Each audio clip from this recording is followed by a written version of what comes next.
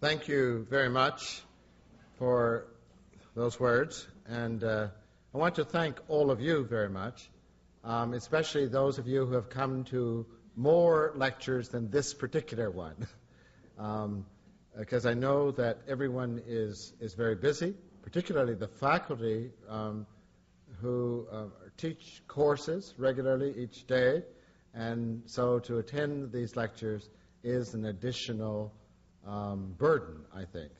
And consequently, I want you to know that I'm very appreciative of your having done so, and all the rest of you who have hung in with this series. Many, many thanks. As we have seen in the past evenings, traditional African culture had produced very complex understandings of the spiritual realm, of tribal community, family life, and their interrelatedness.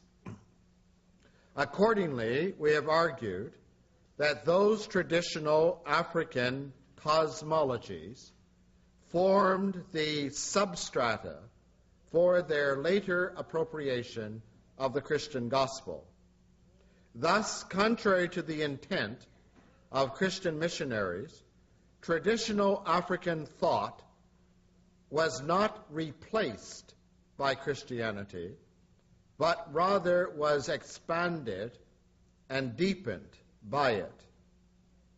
In fact, the gradual enculturation of Christianity into African culture produced a reciprocal effect whereby each was enriched by the other in certain respects. For example, while affirming the many virtues of tribal community, Christianity opposed tribalism by advocating the expansion of community to include the whole of humanity. Similarly, while affirming the protective care of the divinities and ancestral spirits, Christianity introduced the idea of God's capacity to render assistance independent of human initiative, whether that initiative be through ritualistic practices or sacrificial offerings. In turn, traditional African culture contributed to Christianity two of its primary values. One, an understanding of the cosmos in general and human life in particular as thoroughly sacred. And two, a deep sense of harmony within and among the spiritual, historical, and natural realms of existence. Now I would like to focus our attention on the place of the individual person in traditional African thought. First and foremost, we cannot overemphasize the fact that in traditional African life, the individual person has no meaningful existence apart from the community, which includes both contemporaries and predecessors. Unlike Western understandings of humanity, traditional African culture had no comprehension of human nature as a generalized essence. That is, we will often talk about human nature as such. And I'm saying that that kind of essence they have had no comprehension of. Rather, the value of human beings was always located in certain attributes attending the particularity of persons, attributes that were recognizable by the community. Perhaps the premier attribute is contained in a person's name, which always specifies the circumstances surrounding birth and some important dimensions of the person's destiny. And so if one knows the particular language, then when the person gives their name, they have already communicated all of that to you, because the names are filled with meaning, unlike our names that are just sort of pleasant sounding words and they don't necessarily have any meanings. Perhaps thus the value of persons was measured in part by their specific roles and contributions to the life of the community. Accordingly, the community responded reciprocally through its gifts of recognition, which were appropriately concretized in the naming ceremony. For example, the eldest son always inherited a place of primacy among his siblings. And similarly, the eldest daughter enjoyed special status, though not exactly equal to that of the eldest son. Although the principle of age has always been a permanent measure of value in the order of sibling relations, it has not been the only such standard. Rather, the person's destiny may either increase or decrease his or her value in both the family and the larger community. Thus, immediately following the birth of a baby, great importance attends the act of discerning the nature of the child's destiny. In fact, the child cannot be named until such determination is made, since the name itself bears the child's destiny. More importantly, the child's destiny is the child's spiritual nature, since the child received it from the Supreme God immediately before birth.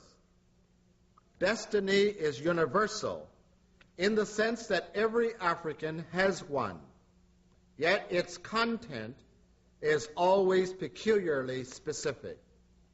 In fact, it constitutes a person's true personality, which will continue manifesting itself throughout the person's lifetime. It is what Professor Awolalu calls the personality soul, with a hyphen in between. He says, according to the oral traditions, the personality soul derives directly from the Supreme Being. It is this personality soul that really makes a person whatever he is. It accounts for the peculiar characteristics of the individual. Indeed, it is the ruler of the individual. It serves as his double or guardian angel, who is associated with him from birth to warn and help him through this life and guide his fortunes. End of quote. Africans believe that the specific content of this personality soul comprises one's destiny.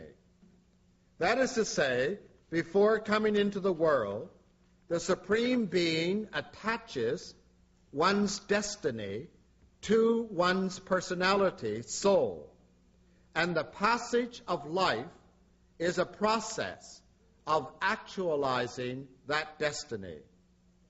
Professor Awolalu admits that this belief has much in common with the Calvinist doctrine of predestination. Traditionally, Africans have believed that the destiny humans receive from God is both permanent and unalterable. Yet many also believe the contrary, namely that destiny can be modified in some ways by the quality of one's character. That is to say, a good destiny must be supported by good moral character, or otherwise the divinities will have their revenge by replacing the good destiny with a bad one. And similarly, bad character or the ill will of witches, sorcerers, and other evil spirits can cause a happy destiny to deteriorate.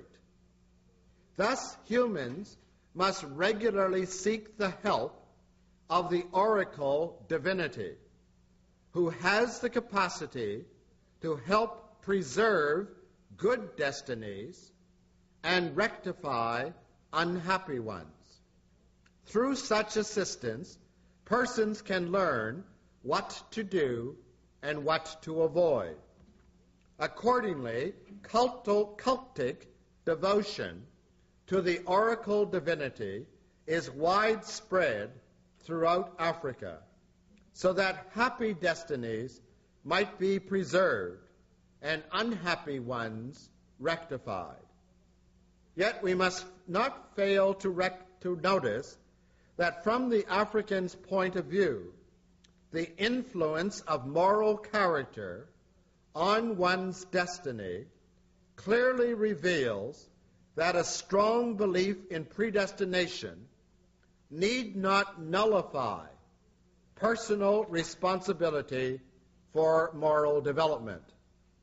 Rather, Professor Idowu writes, with the element of character involved, a person is not allowed to expect an automatic fulfillment of a good destiny. He must cooperate to make his destiny successful by acquiring and practicing good character. Since the person is an integral part of the community assumes major responsibility for the person's moral and spiritual development. As a result, the individual person is never alone, but continuously advised, prodded, encouraged by family members and others. Each significant event in the person's life is at one and the same time a significant event in the life of the community, since the community is affected for good or for ill by the unfolding drama of the individual's life. And Beatty has described this reality accordingly. Let me read this. What then is the individual, and where is his place in the community? In traditional life, the individual does not and cannot exist alone except corporately. He owes his existence to other people, including those of past generations. He is simply part of the whole. The community must therefore make, create, or produce the individual. Physical birth is not enough. The child must go through rites of incorporation so that it becomes fully integrated into the entire society. These rites continue throughout the physical life of the person, during which the individual passes from one stage of corporate existence to another. The final stage is reached when he dies, and even then he is ritually incorporated into the wider family of both the dead and the living. To go on, this is a bit lengthy, I know, but let me go on with this quote.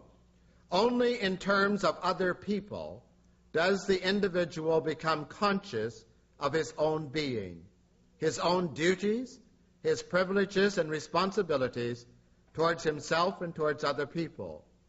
When he suffers, he does not suffer alone, but with the corporate group. When he rejoices not alone, but with his kinsmen, his neighbors and his relatives, whether dead or living. When he gets married, he is not alone, neither does the wife belong to him alone. So also the children belong to the corporate body of the kinsmen, even if they bear only their father's name. Whatever happens to the individual happens to the whole group. And whatever happens to the whole group happens to the individual. The individual can only say, I am because we are. Well, that's a long quote. Let me just clarify one thing there. When I said that even the wife belongs to the community, this does not mean that in terms of conjugal relations, but it means that people consider the wife to be not just the husband's wife, but the wife is within the entire family. That's what's being communicated there, and similarly with the husband. As I said last night, marriage isn't just a matter of two individual persons, but it's rather two families that have come together, and that the marriage is integrally tied up with that family in that family context. While African peoples view the individual person as a part of a whole, it is clear that they place high value on the life of all persons. Yet it is also clear that that high value, or that the highest good among African peoples, is not the individual person. Rather, in the order of moral importance, the corporate community is more important, always assumes priority over the part. And that's the reverse of the way it is in the Western world at this present time, I think. Thus, under certain conditions, the person may be sacrificed for the well-being of the corporate body, in much the same way, I think, as a modern-day person might choose to undergo a surgical procedure. That is, because the part is valued, surgery, even of the little finger, is rarely a casual decision. Invariably, its justification lies in its purpose, namely contributing to the health of the whole. And so I am prepared to sacrifice this part of my hand, or even the hand itself, or maybe even the arm, for the benefit and the well-being of the whole. Similarly, the sacrifice of a person for the common good is always a very serious undertaking, because the sacrifice itself has high value. Warfare provides another analogy. Under such conditions in our country, courageous persons willingly risk their lives for the common good, and their deaths are honored as national sacrifices. And there have been times of conscription during war where certain able-bodied persons were forced by the nation to take up arms and to go forth to run the risk of sacrificing their lives. Now, similarly, in the African context, individual persons may well accrue considerable personal honor by virtue of their self-sacrifice. Serving the common good is the highest moral good. Consequently, Africans have no difficulty in understanding and honoring the sacrificial death of Jesus Christ for the good of the whole human race. Now, when this is a little bit confusing, because when I'm talking about sacrifice and African sacrifice, I'm not talking about human sacrifice in the sense of, because that was a practice as well in the distant past, which has all but disappeared. But I'm talking about individual persons sacrificing other interests of self for the benefit of the whole, and often individual persons being deprived of various things because of the service necessary for the whole. Now, before being born, which I've mentioned before, a person receives his or her value from God in the form of destiny. In the days following birth, the primary responsibility of the family elders is to determine the meaning of the life that has emerged and to decide whether or not to incorporate it into the community. In traditional societies, not every birth was celebrated. At times, evil forces of various kinds were thought to have intercepted the process and, unless rectified, would bring evil consequences to the whole community.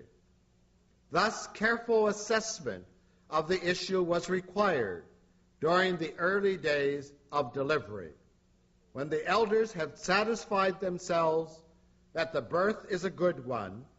The process of naming the child is the first act of incorporating the child into the community.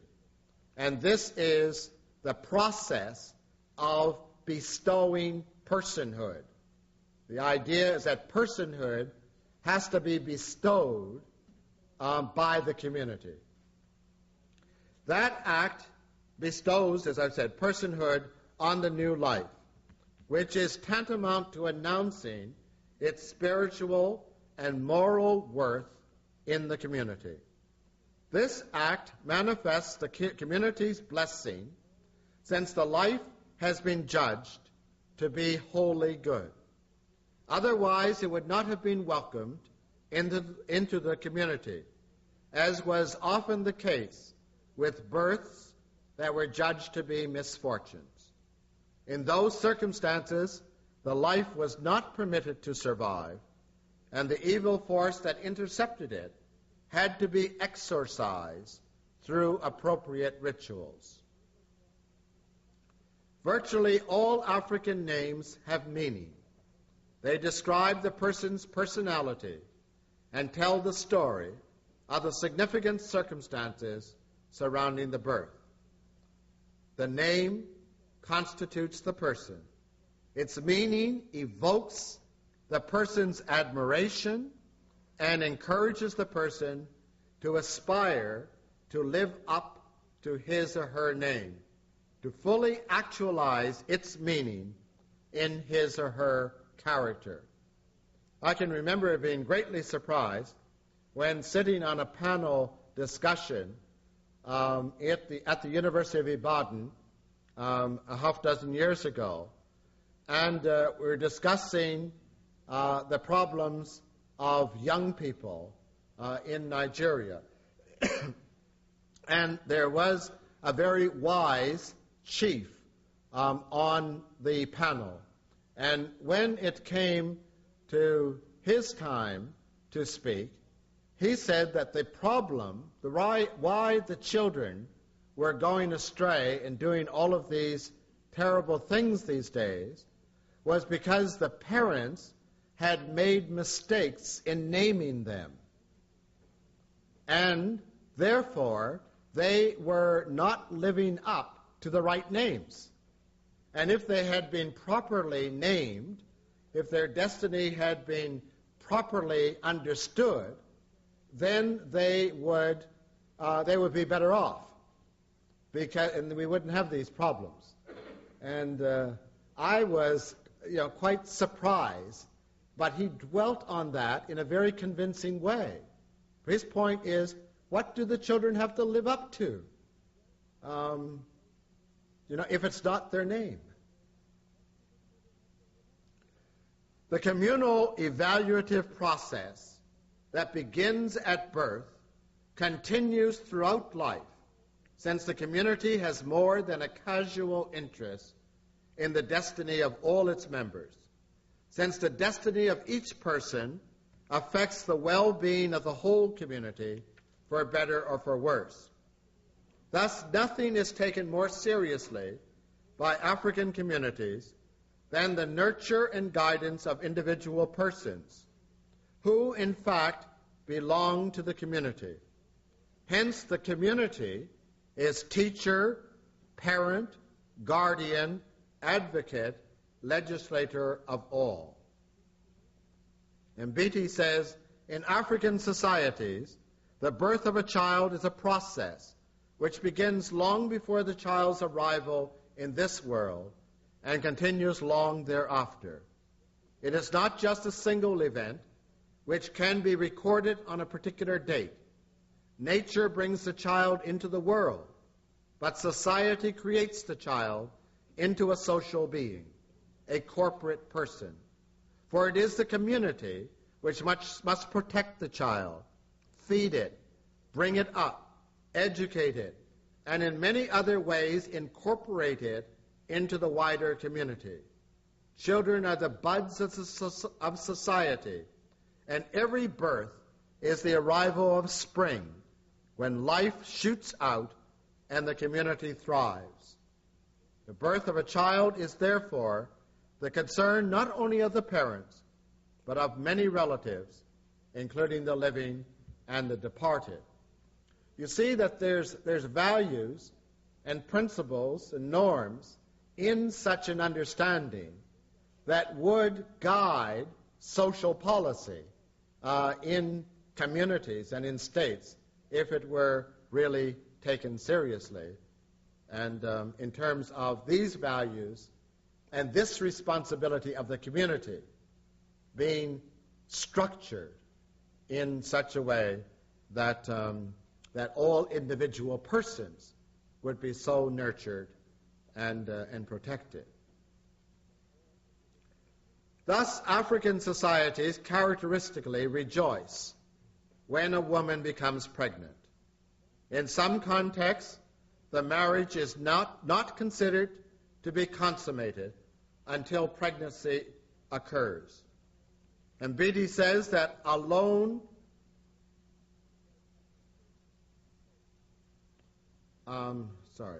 that alone, that is, pregnancy alone, marks the woman's complete integration into the husband's family. No greater tragedy befalls a woman than infertility. The childless woman not only has nobody of her own blood to maintain her immortality after death, but she fails to be a vehicle in the cyclical process of life by which the unborn enters the community's life, destined to enhance the community's quality. In the birth of a child, the whole community is born anew. It is renewed. It is revived and revitalized.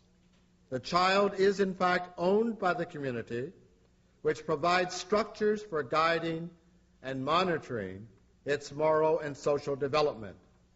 Many of these structures are in the form of rites of passage, which normally include the following: initiation and puberty rites, marriage and procreation, public titles and office, death, and access to the ancestral world. All of these are occasioned by great community celebrative events. All of these are sacred events confirmed by traditional ceremonies in which individual persons covenant with the community to be faithful in exercising all their respective duties and responsibilities. Some say that the individual person becomes fully born only after having passed through all of these rites of passage. In other words, being fully born is to be fully actualized, which can only occur in community. And thus, total alienation from the community is tantamount to losing one's personhood, and thus to be transformed into a mere thing. Traditional African culture valued tribal community more highly than the family, and similarly, it valued the family more highly than the individual person. The reason for such ranking is rooted in the necessary dependency of persons on the family and of the family on the larger community. In fact, apart from the family, the person would not emerge as a person. Personhood is a status that is bestowed upon one after birth and not a natural right by virtue of birth alone. Similarly, the African family has no meaningful reality apart from the tribal community. And in each case, the part-whole relationship is the appropriate analogy. That is to say, the one is related to the other in a reciprocal relation of interdependence, wherein each contributes to the well-being of the other. Yet it is self-evident to all that in the temporal order, the whole both precedes and supersedes the part.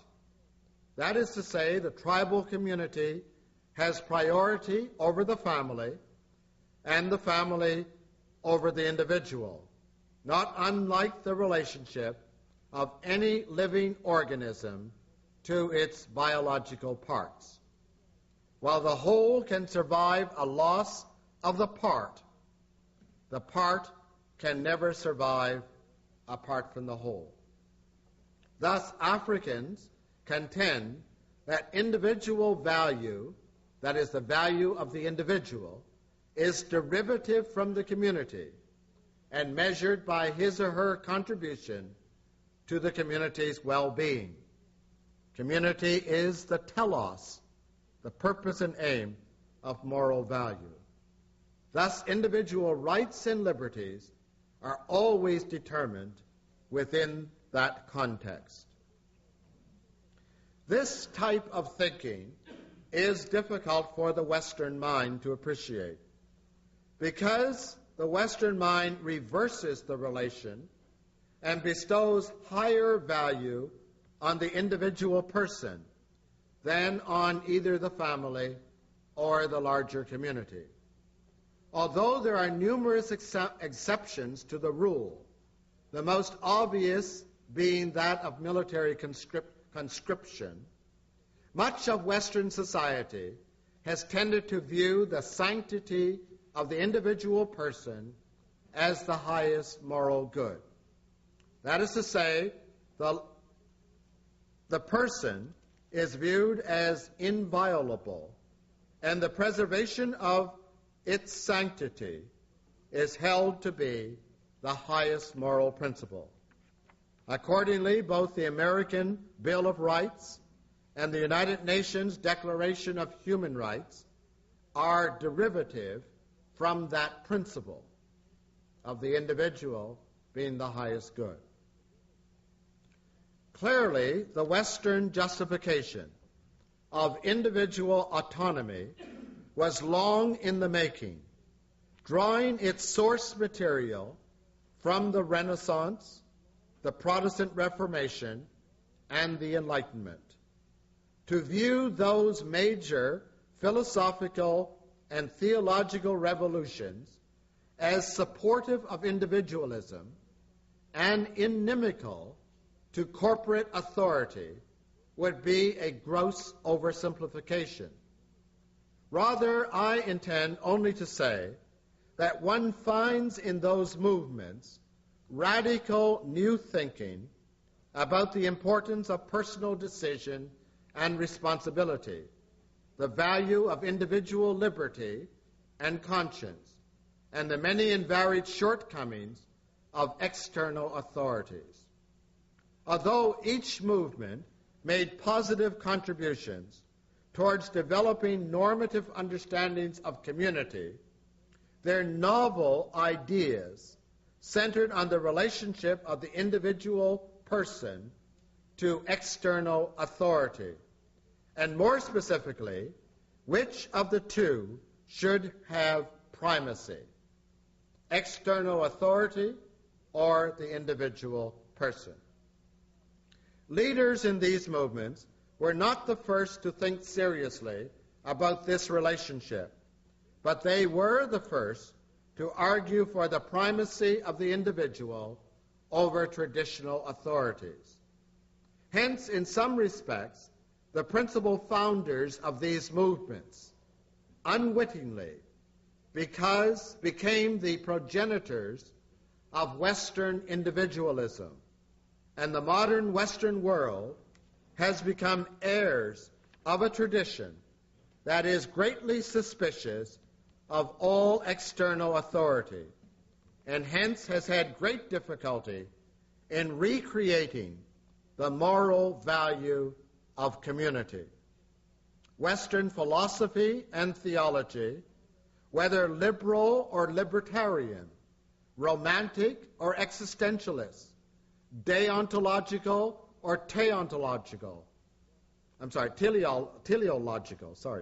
are replete with thought that elevates the importance of the individual over the community. Although this tradition has been a corrective over all societal systems that diminish the value of persons, it in turn needs a corrective from those who understand that the person lives as person only in genuine community.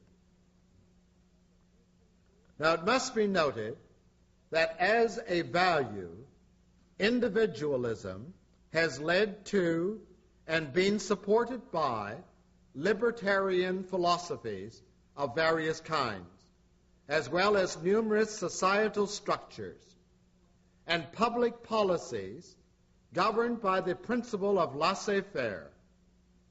Those Western societies that radicalize the principle of individual autonomy invariably view all communal authorities as restraining forces, fundamentally harmful to individual autonomy.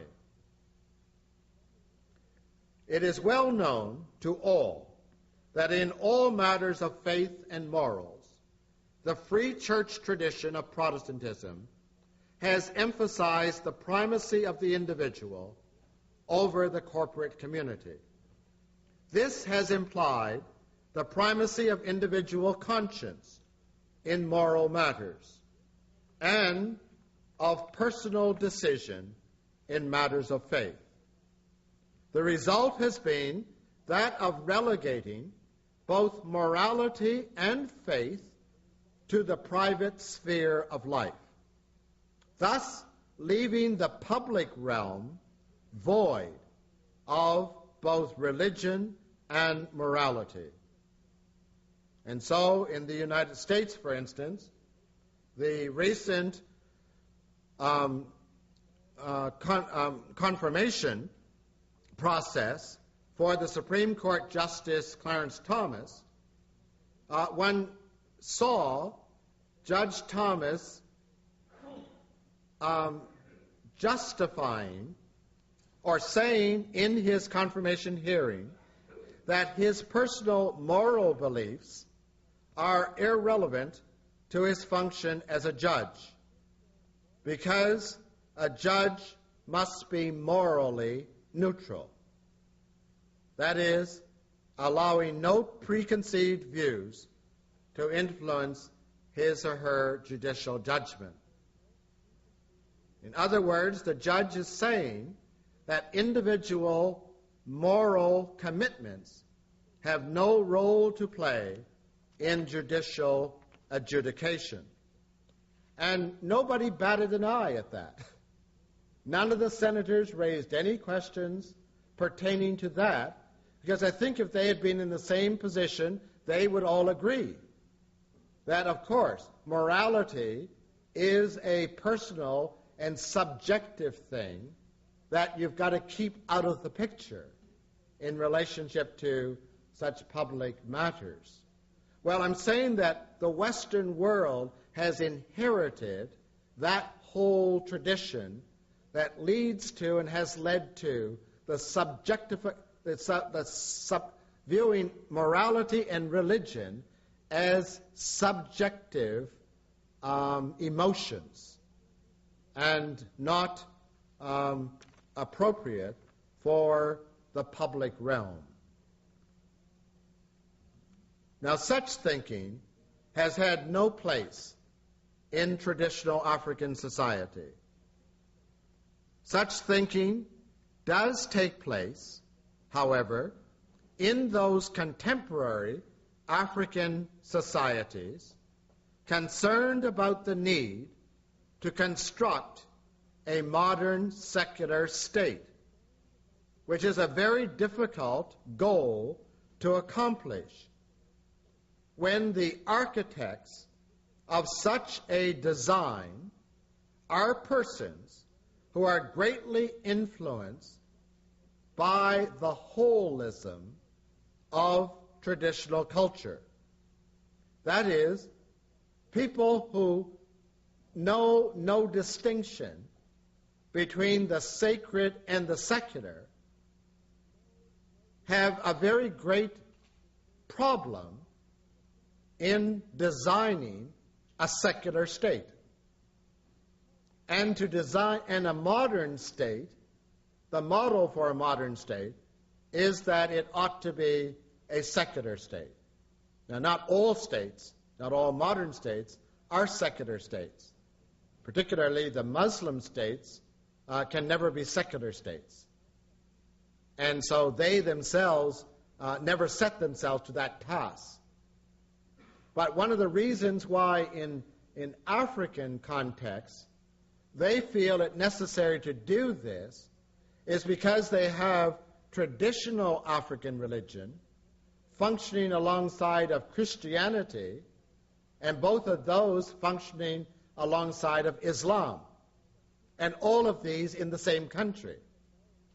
And so how do you then constitute a state where the sacred and there's no sacred secular split in a situation where you have at least three major religious traditions? And so then they feel that it's necessary to have a secular state. Well, nobody knows how to have a secular state. And I think that this may be one of the reasons why the vast majority of African countries have been, for the past 2 decades or more, since independence, under military rule, because they haven't been able to find a constitutional process that works for their own countries.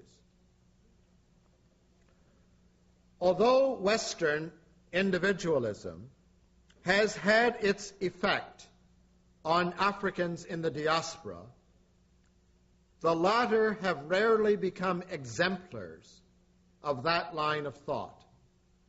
And certainly, virtually none argue for the separation of morality from the public realm. For 3 centuries, Africans in the diaspora have struggled for freedom from slavery, and thereafter they have worked tirelessly for a racially just society, both of which they see as being integrally moral goals. Since freedom and justice are basic moral principles, African peoples have longed for a new moral order in their respective countries. That is, a new community in which individuals and the race as a whole might flourish. These have known beyond a doubt that persons cannot thrive apart from community, and that a community that oppresses them is almost worse than no community at all.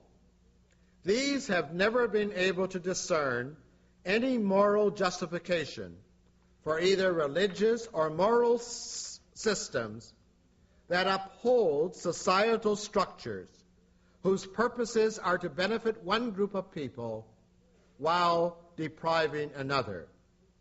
Contrary to the opinions of some, these contend that morality attends everything humans do, and they insist that it is erroneous to think of societal structures and or their leaders as morally neutral in the exercise of any of their functions. Rather, they hold that moral value attends all human action. And if that be the case, then it is appropriate to subject the moral quality of our public action to ethical criticism in order to critically analyze its foundational principles and hopefully to bring about the necessary changes. In all of this, African peoples in the diaspora have continuously enriched the public discourse by keeping the moral issues of racial justice on the public agenda. I think that the greatest exemplar of that in the 20th century in North America was Martin Luther King Jr. I would also say, and frequently feel it's necessary to say to churches and organizations interested in the public well-being, that they do the public a great service by keeping important moral issues on the public agenda. Now, often, unfortunately, many organizations are involved in keeping trivial moral issues on the public agenda. I underline important moral issues on the public agenda. Now, of course, one might say, well, my understanding of importance is not the same as somebody else's, but I think we could discuss that. Finally, in their struggle for freedom and justice, Africans in the diaspora have concentrated their energies on the need to construct a better public world, rather than the need to protect the private realm of human existence.